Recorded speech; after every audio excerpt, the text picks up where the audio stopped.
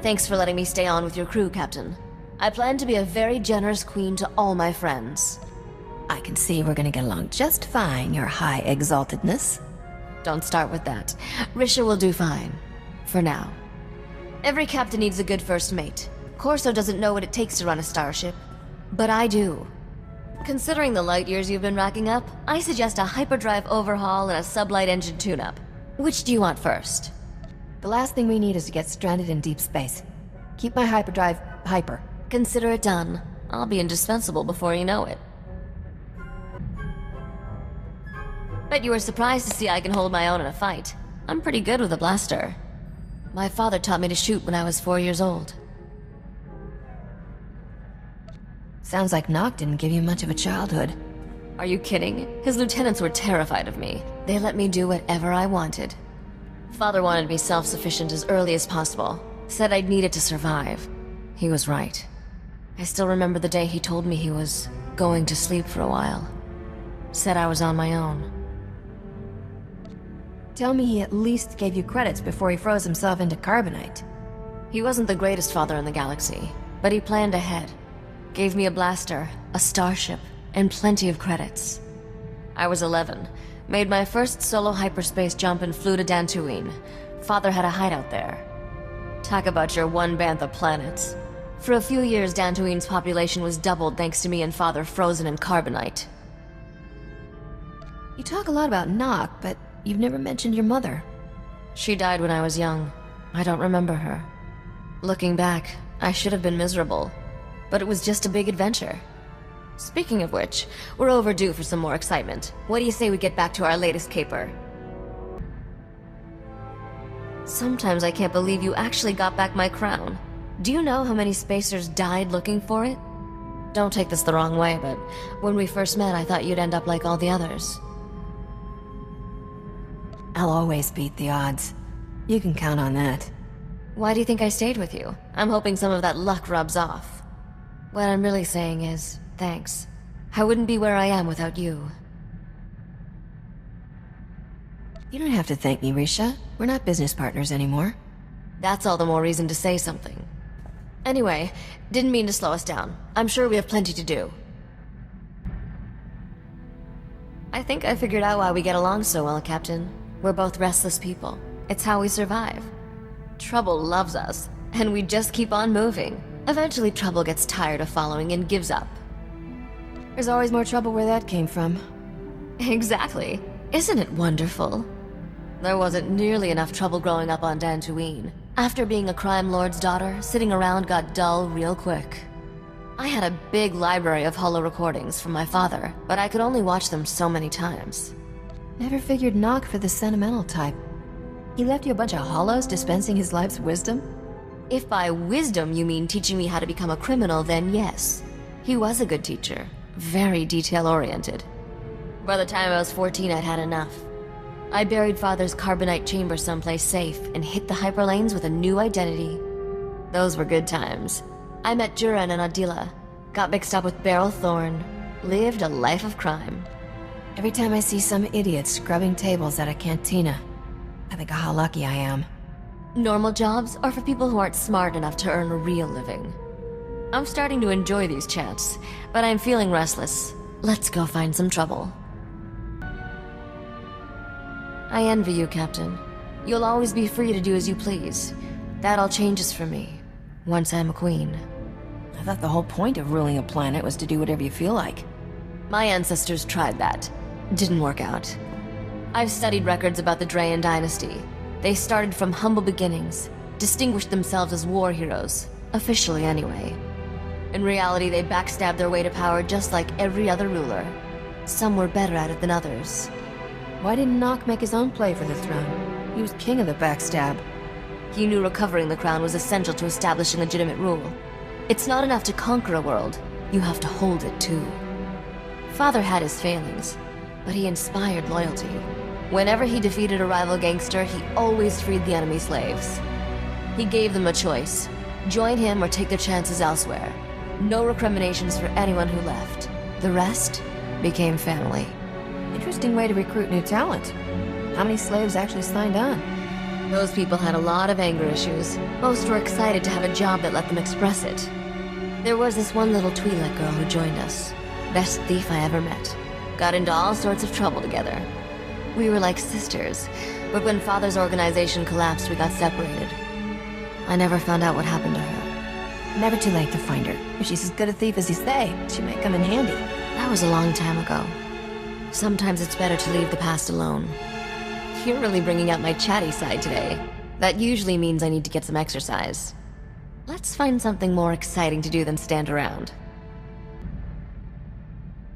I'm reviewing the holovids of Dubrillion. Beautiful planet. Amazing oceans and forests.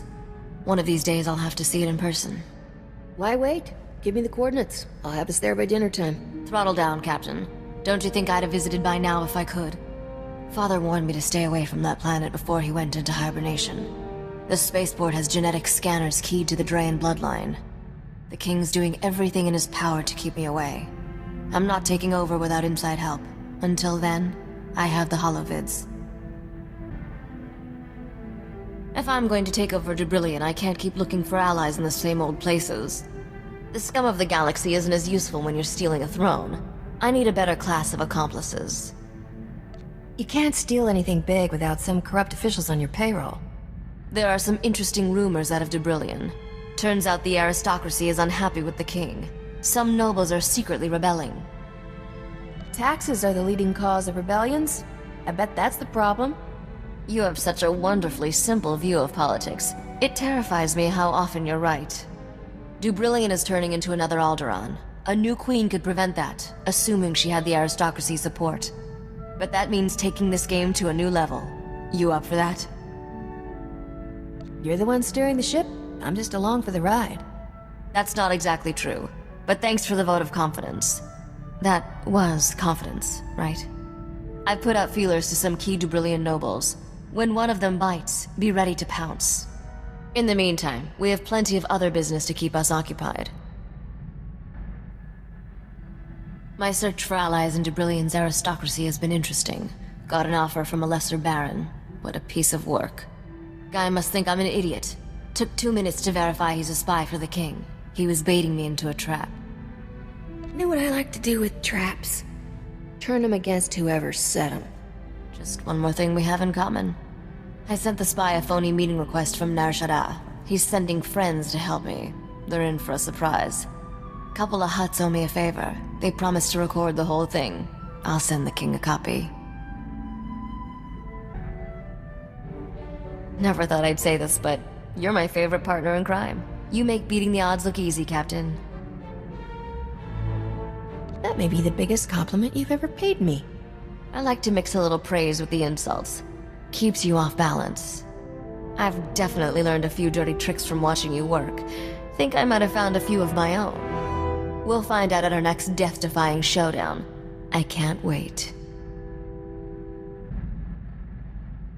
You probably think I'm chasing Dubrillion's throne to get rich, don't you? Credits are just a means to an end. You must want all that money for something. I've seen what bad leadership does to a place. Alderaan, Nar Shaddaa, even Coruscant. They all suffer because of who's in power. I'm not looking to plunder Dubrillion. I want to make it better. Run their society the right way. From everything I've heard about your homeworld, it could use someone decent in charge. Never thought of myself as decent before. Maybe I can sell that. Every successful leader has the same strength. They're perceived as generous by their subjects. Give the people just enough of what they want, and they'll leave you alone. That's something the King of Dubrillion doesn't understand. You can't give people what they want if you can't afford it. Maybe Dubrillion isn't as wealthy as you think. It's wealthy enough to support an aristocracy. Of course, they need to get paid off too. I can make this work. It's all about negotiation, and I'm good at that. I'm just thinking out loud now. We should get back to business. The longer I spend here, the more it feels like home. I'm even starting to appreciate Corso. Must be coming down or something. Promise me you'll visit often when I'm Queen of Dubrillion. I'll visit so often you'll have to build an extra wing under the palace. Why not? How about a private landing pad to go with it? It'd be nice to sneak away with you for the occasional break. Go someplace dangerous. Steal something expensive. Mock the bad guys. When you think about it, being queen of a planet provides the perfect alibi. We should take advantage of that. Guess who found a potential accomplice in the Dubrillian aristocracy? Feast your eyes on this hollow-embossed, genuine flimsoplast invitation. See that fancy Arabesh lettering? Hand-drawn. In ink. Classy. Count Merritt Reneld requests the favor of your presence at a discreet location in the Galactic Senate Tower on Coruscant at a time of your choosing. Does that invitation say why Baron Fancy Pants needs a face-to-face? Why can't he talk to you by holo? Nobles are like gangsters. They won't crew with someone they've never met in person. Count Reneld is one of the most popular nobles on Dubrillion. He's also secretly organizing a rebellion against the king. His invitation is addressed to Risha Drayen, royal heir to the Drayen dynasty. He's taking me very seriously. The Count sounds like the kind of accomplice you need to overthrow the king. I'm contacting him by holo to arrange our meeting. Wanted you here to help me get a read on him. Opening a channel. Whoa. This is a tremendous moment, your royal heiress. I grew up hearing tales of the Drayen dynasty, the great battles your ancestors fought. I never believed I'd meet a member of that proud bloodline in person. You have my deepest sympathies for your family's exile. Risha wants back into Dubrillion politics. You can make that happen, right? You must be the starship captain who recovered the crown of Dubrillion. My world is in your debt. The king wants that crown, and my head. He won't be happy if he finds out we're talking. The man has lost all reason. He must be removed from power, but in a way that spares our world a bloody civil war. I believe the common people and aristocracy alike would embrace the Drayen dynasty heir, especially if she wears the crown of Dubrillion. I doubt your current ruler will abdicate just because Risha has a better hat. The king's power base is already unstable. It will crumble under the right pressure. Right now, you are an outsider. The only way to change that is to marry someone from the existing aristocracy. Get married? To who? Well, the only available suitor is... Great stars, this is awkward. I am offering myself in marriage to you. This guy doesn't beat around the bantha. How do you want to play this? You could have at least sent flowers, Count. I understand my proposal is abrupt, but I wished to make my intentions clear and not waste your valuable time. I certainly don't expect an immediate response. All I ask is that you consider this for the good of Dubrillion. That'll be easier to do once we've met in person. I'm on my way to Coruscant. See you there, Count. Well, that wasn't awkward at all. The Count was a lot nicer than most of the people we deal with. Hard to be sure over the holo, but I'm comfortable enough to meet him in person. Under the circumstances, I should probably take this meeting alone. Be back soon, Captain.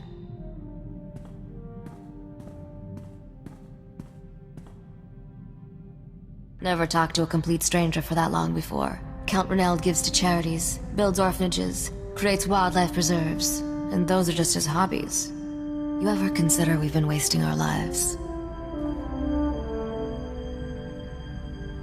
Somebody's got a crush on Count Nice Guy.